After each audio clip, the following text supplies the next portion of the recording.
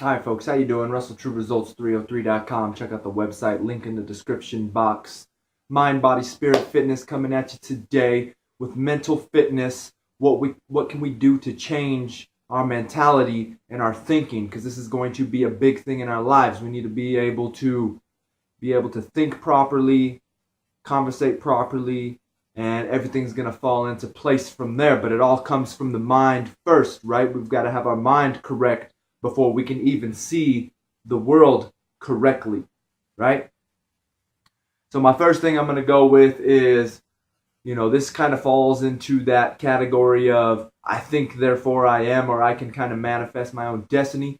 To a degree, it's correct, but for the most part, it's incorrect because unfortunately, then everybody's walking around in supposedly their own little reality and their own little world. And unfortunately, it doesn't matter how positively I think.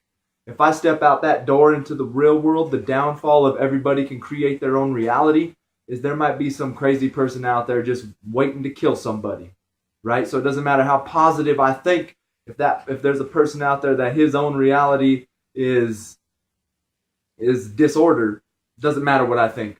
Things are going to happen. Same thing with here in Colorado and Windsor, we have that sniper on the loose that's just killing people while they're driving. Doesn't matter how positive that driver's thinking or how positive or bright his future is, that person has intervened, and we must realize that there's only one reality. There's really no such thing as creating your own reality. Now, we ourselves can affect reality around us, which is great, affect those, everything we do changes the world, whether we believe that or not. I'm a true believer of that. So, anyways, when we're trying to make these big changes in our life, I kind of like to use the thought process of if you're an alcoholic, the last thing you want to do is go to a bar, right? Alcoholics don't go to bars. Maybe 4 or 5 years down the road, like myself now, I slowly go with my friends there, but for the most part, I don't go to bars, right? So first, we need to be able to control our emotion. So if we're in a very emotional environment, we have to get ourselves out of that environment. But we need to make sure that we control our body, we control our mind. Our body doesn't control us, our mind doesn't control us. That's why we fall victim to these cravings. Just because I thought it doesn't mean that it's true. Doesn't mean that that's what it has to be, right? That's like a smoker who says just the smell of smoke makes them want to smoke, right? Well, somehow we need to overcome that emotional attachment to a cigarette, right? So we need to be able to control our emotions and be rational in our thought process. We've got to look at the big picture of what's ahead of us. So first of all, you need to be able to control your emotions. That's what's wrong with the world today. It's, oh, if you feel that way, it's okay. And reality is different for every person. No, reality is reality. Sorry, up is up, north is north. 1 plus 1 is 2. Doesn't matter what anyone thinks. Okay, so next we've got to be able to control what we are hearing on a daily basis. And I fell victim of this for a long time when it comes to music. I first started listening to rap music when Snoop Dogg Doggy Style came out, right? And that was when I was probably in like 6th grade.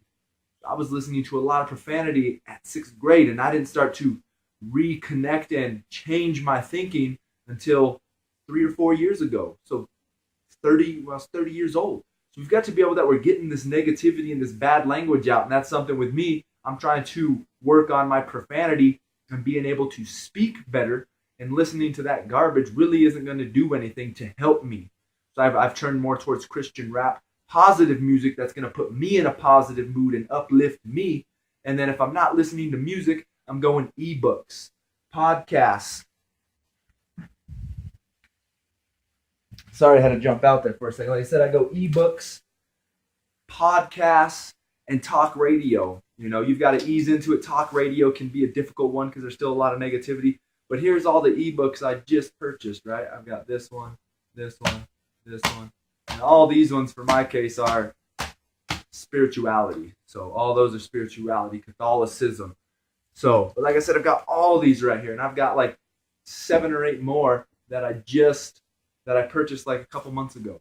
So, like I said, you got to get on the ebooks. You got to get on the podcast. We've got to get on this motivational stuff that's going to keep you up and alive and loving the world and recognizing the beauty of the world instead of the negativity, because that negativity is going to bring you down and not get you where you need to be. Next, we got to be able to control what we see. Even Jesus in the Bible says, how can you how can you tell your, I can't remember the exact parable, but something about how can you tell your neighbor what's wrong when you still have the log in your own eye, the splinter in your own eye. First take the splinter out of your eye. So whatever we see is going to impact us as well. And it's normally going to be TV. So, I first started with just trying to watch only the news, the History Channel, and the Science Channel, and things like that. The unfortunate thing is when a commercial comes on, you're still going to be channel surfing, right? And then next thing you know, you're off, and I was watching that documentary, something like that. So documentaries as well. That's what I've come to love. I watch just documentaries on Netflix as well, which will help. So we've got to just really be aware of what we are seeing on a daily basis, right? What artwork do you have in your house? What are you visually stimulating yourself with? If you're in an environment of lust and greed all the time, what do you think you're going to breed? Lust and greed, all these other different negative things is what you're going to be breeding. And we need to make sure that we are controlling the visual aspect of our life as well. Next is we got to control what we read.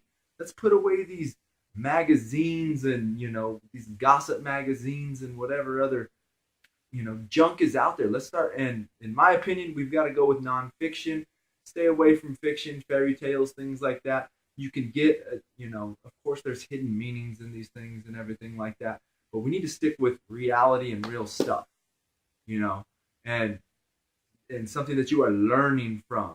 And in my opinion, fiction is really hard to grasp that concept. Same thing with Jesus when he spoke in parables, and he said a lot of people don't understand the parables, but for you I tell, for those who can hear and understand, those are the blessed ones. And unfortunately, when you're reading these fiction stories, you're not comprehending and understanding it, so you're not truly being blessed. Just like Lord of the Rings, I don't know who the author is, but I was reading something on it the other day. I don't know his name, I don't read the books, but this is a Catholic, this is a devout Catholic. And they said if you truly understand the beauty and the Catholic faith, if you read the Lord of the Rings, you'll get a whole different perspective on the actual stories of the Lord of the Rings.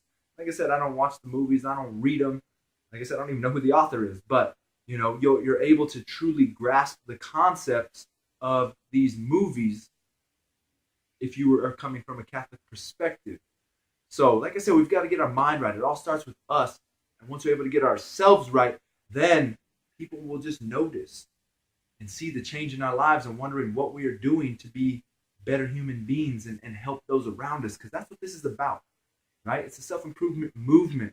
And it starts with us and with our mind. So get your mind right. Use these. Control the emotions. Control what you hear. Control what you see. Control what you read. Right? If we want to overcome these things for a small period of time, we have to eliminate these things from our lives so we can grow.